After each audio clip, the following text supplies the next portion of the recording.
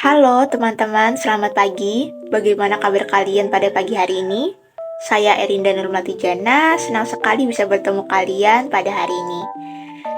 Hari ini kita akan kembali membahas mengenai topik yang sangat menarik dan tentunya juga relevan bagi kita semua, yaitu mengenai sumber belajar dan media pembelajaran. Sumber belajar dan media pembelajaran merupakan kedua komponen yang sangat penting untuk bisa membangun fondasi pendidikan.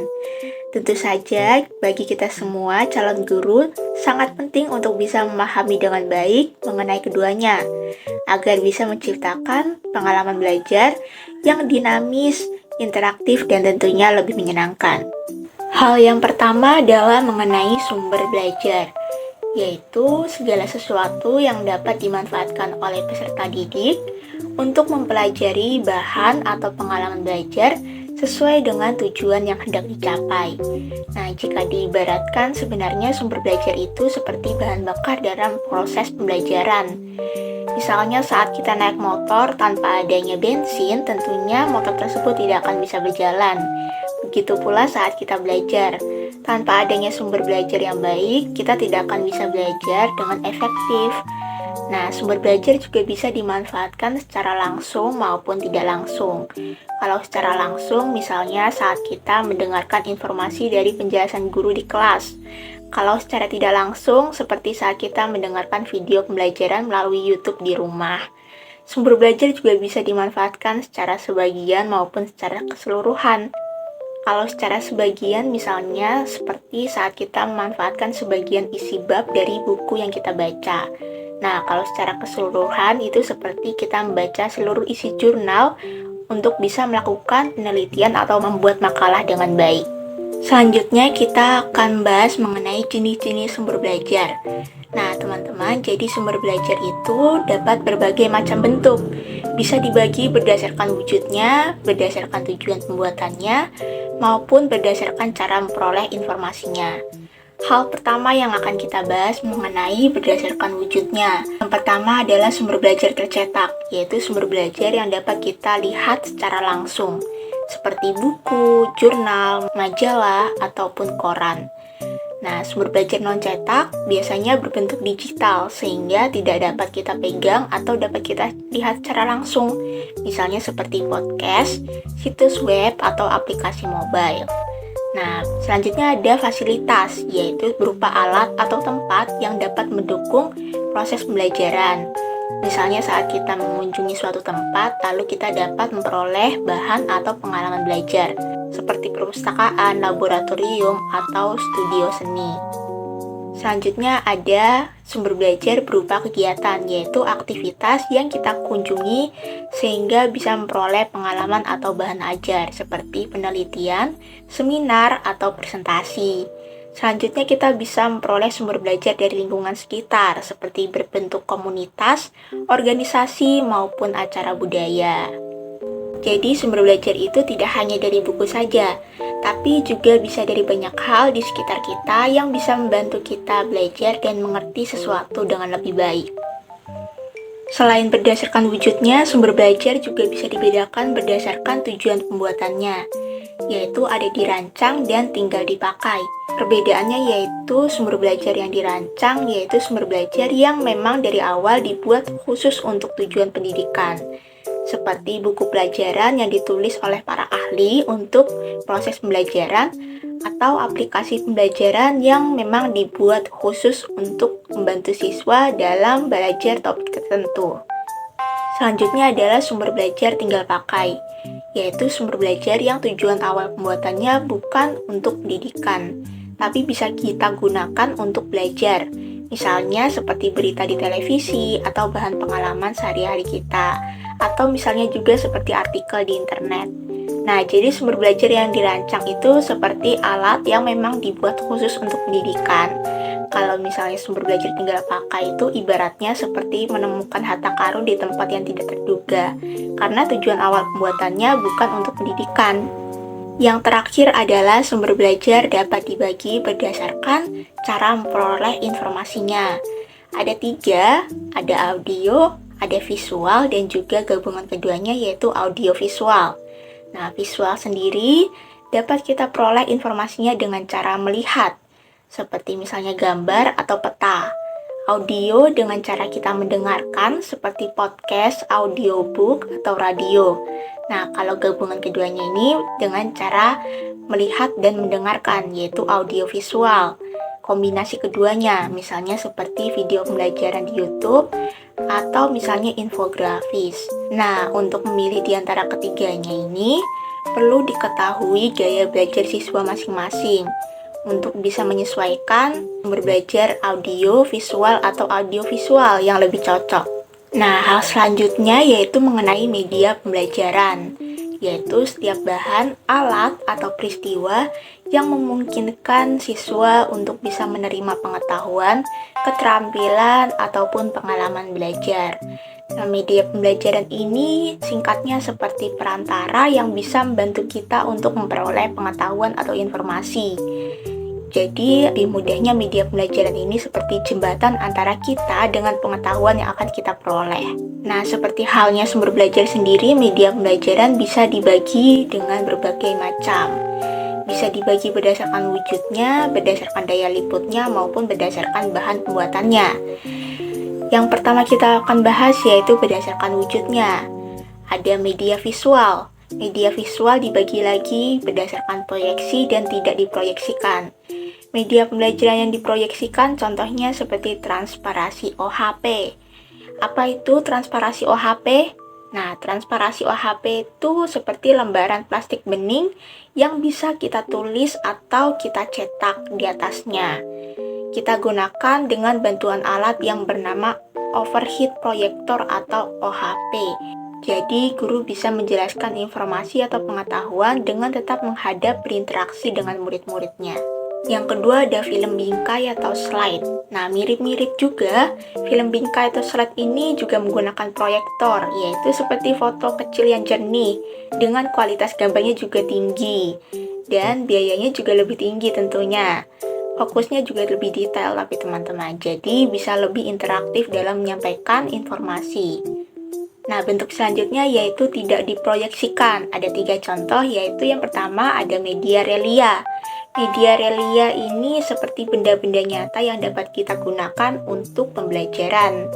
Contohnya saat kita ingin memahami tentang ekosistem dalam mata pelajaran IPA atau sains, kita bisa menggunakan taman atau kolam. Kalau taman kita bisa mempelajari ekosistem tumbuhan, kalau menggunakan kolam kita bisa mempelajari mengenai ekosistem laut. Yang kedua ada model, yaitu benda, replika, atau tiruan yang bisa meniru wujud aslinya. Jadi model atau alat bantu ini bisa sangat berguna dalam proses pembelajaran, karena dengan memakainya kita bisa mengamati secara langsung dengan lebih detail apa yang ingin kita pahami. Misalnya seperti saat ingin mempelajari bentuk tubuh manusia, kita bisa menggunakan model anatomi. Atau saat ingin memahami mengenai bagaimana darah mengalir dalam tubuh, kita bisa menggunakan model sistem peredaran darah yang biasanya ada di laboratorium sekolah-sekolah ya teman-teman. Terakhir ada media grafis, yaitu gambar atau desain yang dapat membantu kita memahami informasi dengan lebih cepat dan tentunya juga lebih mudah.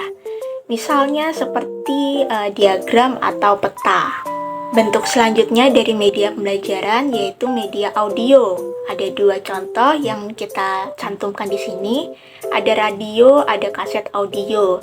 Radio seperti yang kita tahu yaitu merupakan alat yang bisa kita gunakan untuk mendengarkan suara dari jarak jauh, seperti musik, berita, atau informasi lainnya.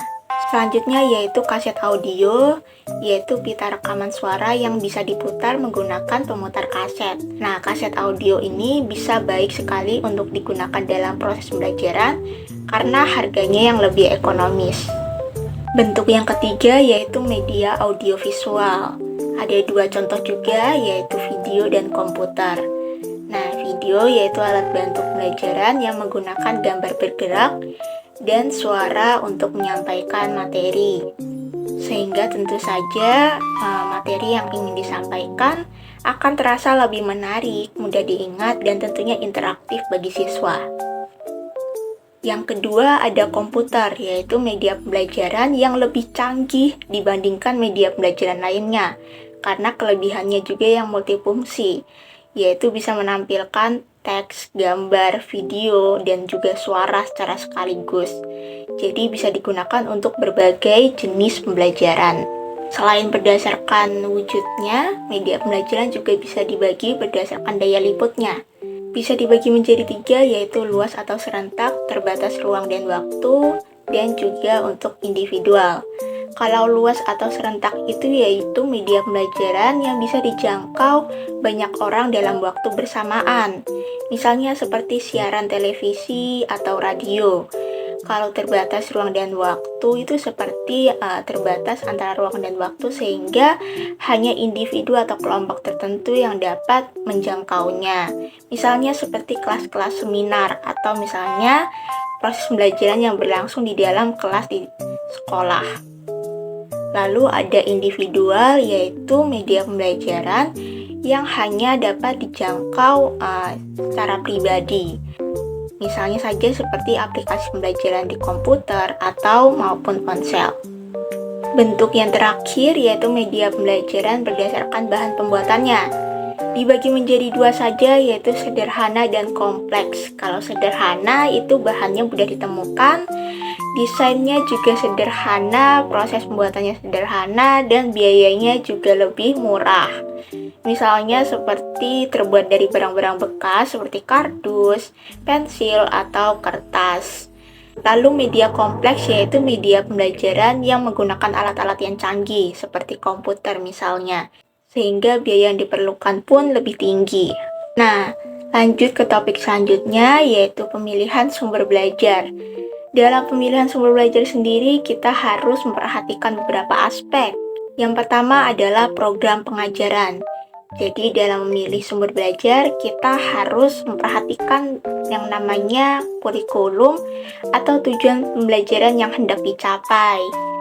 Lalu ada kondisi lingkungan, seperti lingkungan belajar termasuk fasilitas dan teknologi yang ada.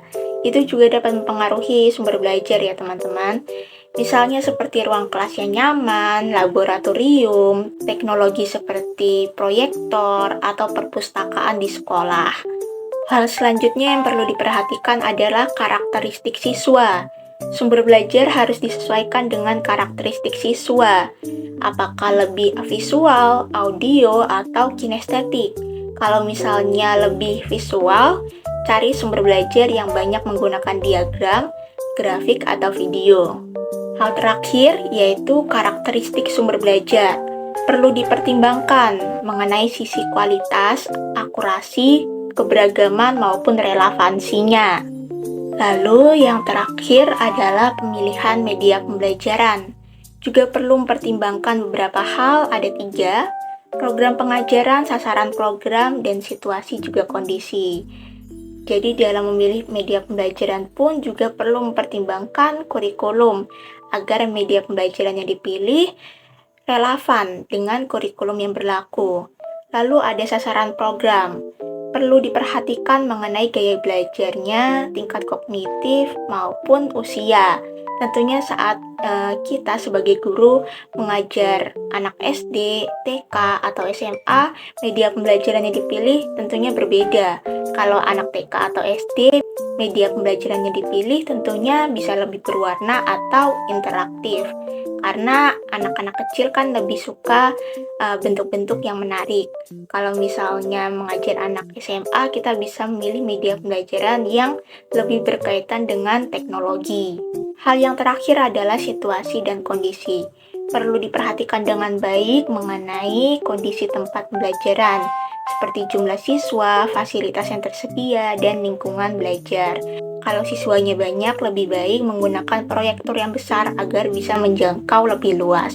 Akhirnya selesai sudah penjelasan saya mengenai sumber belajar dan media pelajaran. Saya harap presentasi ini bisa memberikan wawasan baru dan menginspirasi kita semua. Terima kasih atas perhatian dan partisipasinya. Seperti halnya kata Nelson Mandela, pendidikan adalah senjata paling ampuh yang bisa kita gunakan untuk mengubah dunia. Semoga kita semua dapat terus belajar dan menginspirasi perubahan positif. Terima kasih. Wassalamualaikum warahmatullahi wabarakatuh.